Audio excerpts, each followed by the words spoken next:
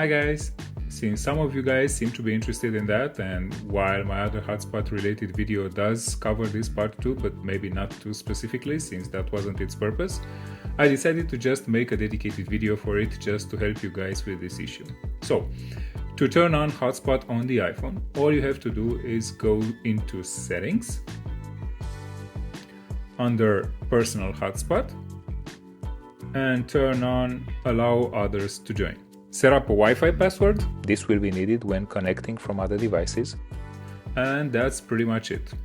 In case you can't see this option in settings, either your carrier doesn't allow it, or you don't have a SIM card or eSIM on your phone. So basically you don't have a carrier data connection that can be shared via Wi-Fi. Now let's make sure it actually works. So let's say your other device is an iPad, right?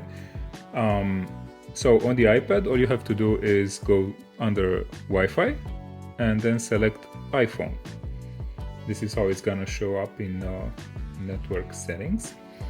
Okay, looks like it's connected, so let's see if we can open apple.com, for example.